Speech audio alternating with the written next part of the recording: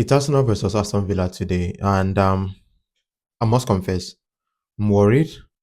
I'm really worried about a few things, and I also have a few positives as well, to look up to in the fixture today. So, being that it's match day, right? I'm worried about our squad depth. Our squad depth is really depleting due to injuries, and it's as though what we have, been trying to pray against and fight against is actually coming back to haunt us.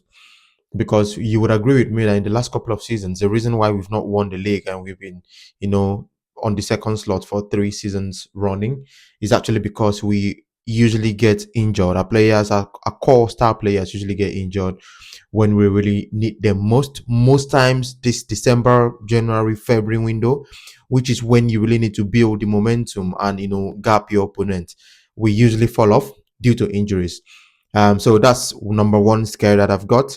The second one is the early kickoff.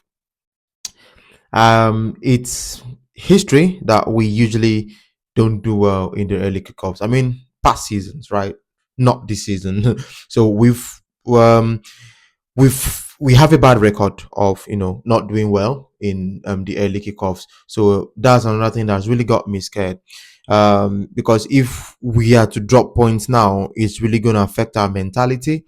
We've not really been doing well in the last few games. If you ask me, if you watch the games as an Arsenal fan, you would observe that our players really look fatigued. They look knackered. I don't know the reason for that. Because the other top teams are also playing this incessant amount of games, same way that we are playing, and yeah. So that's my scare. Also, the last, the recent records that we've had with Aston Villa has not really, been great. In as much as the last time they won us was we're back in April 2024. Yeah, that was the season that we were competing for the league, and yeah, we fell out in April, and that was the reason why we lost that trophy to Manchester City. I remember vividly well. So they beat us home and away that season, and so we have a really bad beef with them, and we need to settle this cause. And the positive I have in this game is that Arsenal are a good side now. We are better than where we were a few seasons ago. So I believe that we will not concede in this game. I believe you're not going to concede.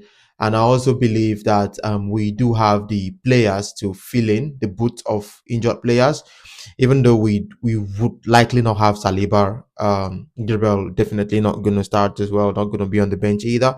I believe that Timber can slot into that defensive position very well. He has played as a centre back at Ajax. I mean, all our fullbacks have been centre backs previously, so I know they can do the job.